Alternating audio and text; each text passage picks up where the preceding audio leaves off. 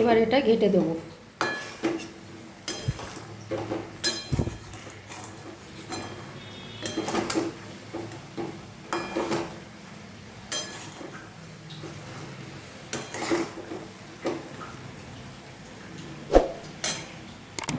এখন আমি লাউ শাকের চচ্চড়ি করব। তার জন্য এখানে আমি মাঝারি সাইজের দুটো আলু নিয়েছি, এখানে 100 গ্রাম কুমড়ো আছে, এখানে 4টে পটল আছে, আর এখানে গোটা একটা ঝিঙে আছে, আর এছাড়া আছে লাউ শাক, কাঁচা লঙ্কা লাগবে। আমি আস্তে আস্তে দেখাচ্ছি। নুন আগেই দিয়ে দিলাম, কাঁচা লঙ্কাও আগে দেবো যাতে ঝালটা বেরোয়। 3টে কাঁচা লঙ্কা দিয়ে দিলাম। এবার এতে একে একে সবার আগে দেবো পটল। আমার আলু যেহেতু একটু ব্লাঞ্চ করা থাকে, সুগার আছে, তাই আলু একটু ব্লাঞ্চ করে নিই আমি সবসময়। তো পটলটা আগে দিলাম, পটল ভাজতে একটু বেশি সময় লাগে, একটু ভেজে নিই, তারপরে আমি বাকি সবজিগুলো দিচ্ছি। এবার আমি আলু দিয়ে দিচ্ছি,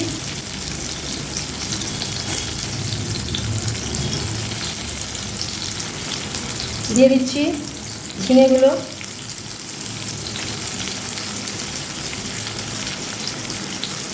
আর দিয়ে দিচ্ছি কুমড়ো।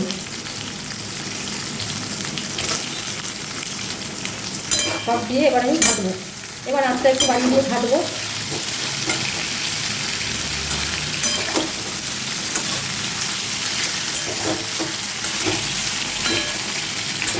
এর মধ্যে একটু হলুদ দিয়ে দেবো,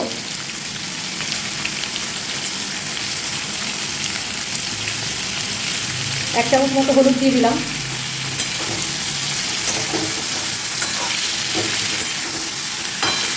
নুন পরে দেবো, এখনই দেবো না। এখন এটা আমি একটু ঢাকা দিয়ে দেবো, ভাজা হতে থাক, আমি ঢাকা দিয়ে দেবো।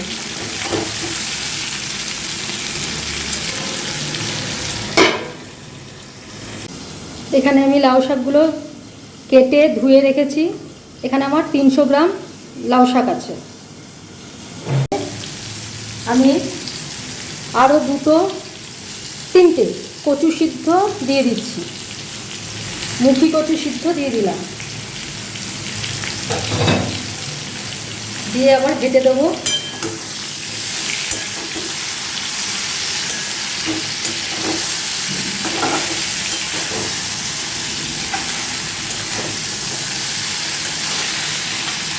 অল্প ভাজা হয়েছে, এবার আমি শাকগুলো এতে দিয়ে দেবো, কারণ শাক সহ আবার এগুলো ভাজা হবে, আর শাক থেকে জলও বেরোবে। মোটামুটি একটু লালচে হয়েছে, আরও একটু ভেজে নিচ্ছি, আরও একটু লালচে করে নিয়ে আমি শাকগুলো মিশিয়ে দেবো। এবার আমি শাকগুলো এতে ছেড়ে দেবো। অনেকটাই ভাজা হয়েছে, ভাজাটা কমে এসছে। এবার আস্তে আস্তে শাক ছেড়ে দেবো।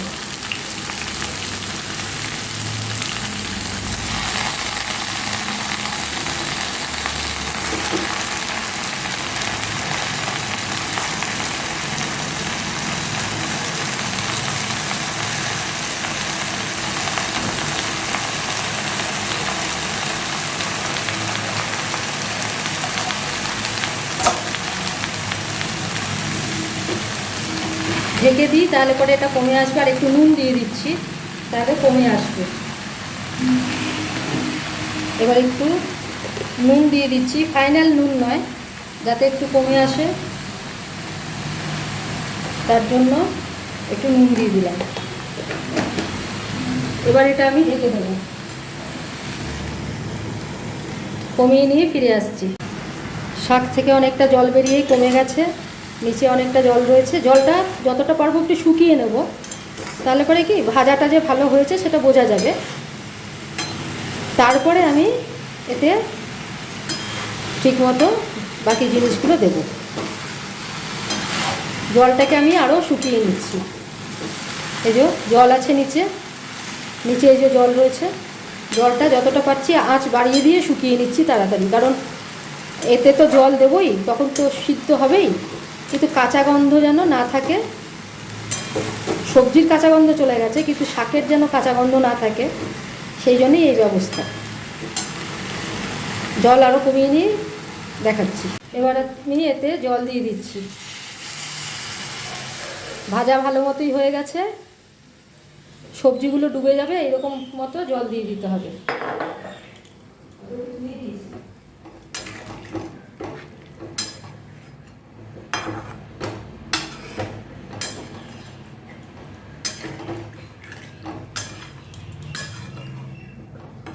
এবার আমি এতে সর্ষে বাটা দেবো। সর্ষে বাটা দিয়ে কিন্তু কেউ ভাজবেন না, তাহলে তিতো হয়ে যাওয়ার চান্স থাকে। আমার তো সর্ষে বাটা বাটা থাকে, তো এখানে প্রায় 4 চামচ মতো সর্ষে বাটা আমি জলে গুলে রেখেছি, দিয়ে দিলাম।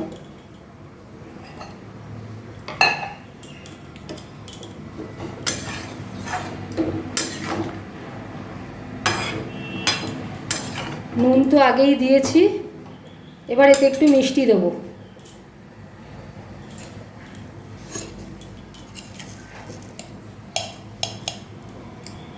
এক চামচ মতো চিনি দিয়ে দিচ্ছি।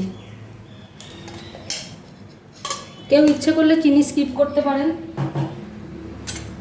আমি একটু দিলাম।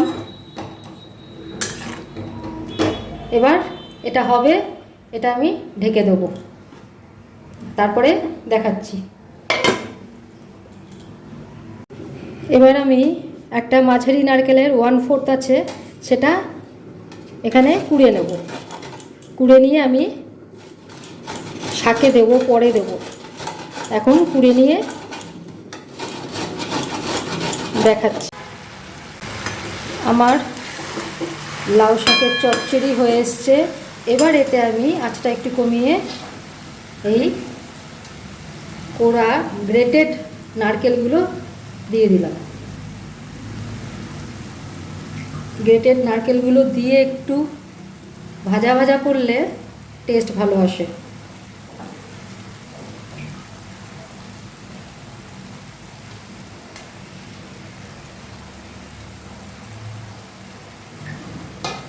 দিয়ে দিলাম। এবার এটা ঘেঁটে দেবো।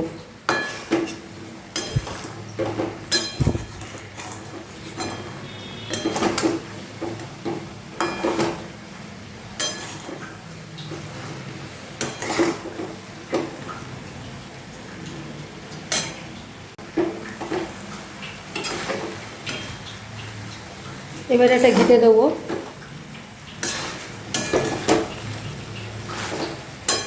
তার সাথে যদি একটু কাঁচা তেল দিয়ে দেওয়া হয় তাহলে আরও ভালো লাগবে, তাই জন্য আমি আর একটু কাঁচা তেল দিয়ে দিচ্ছি, তাতে নারকেলটাও তেলের সাথে ভাজা হবে।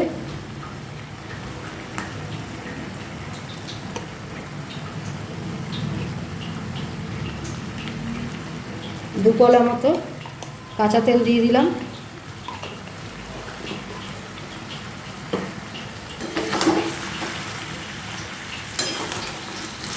ব্যাস,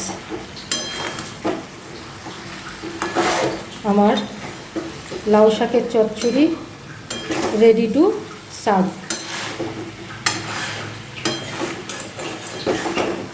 লাইক, শেয়ার, সাবস্ক্রাইব করতে ভুলবেন না। আজকের মতো রান্না এখানেই শেষ করছি। আমার পরবর্তী রান্না কালকে দেখি কি করি। পরবর্তী রান্নার নোটিফিকেশান পাওয়ার জন্য অবশ্যই সাবস্ক্রাইব করবেন। আজকের রান্না আমি এখানেই শেষ করব। আমার লাউ শাকের চচ্চড়ি রেডি টু সার্ভ। এটাতে একটা কথা বলি, খুব বেশি সর্ষে বাটা দেবেন না, হ্যাঁ, এটা কিন্তু খুব ঝাঁঝালো হবে না, যার জন্য সর্ষে বাটাটা একটু মাঝারি ধরনের দেবেন পরিমাণ অনুযায়ী। আর এইভাবে করে দেখবেন এই ক্লাস হয়েছে, এক্সেলেন্ট হয়েছে। একটু নারকেল কোড়া অবশ্যই দেবেন, তাহলেই কিন্তু এই টেস্টটা আসবে। ঠিক আছে, ধন্যবাদ। লাইক, শেয়ার, সাবস্ক্রাইব অবশ্যই করবেন।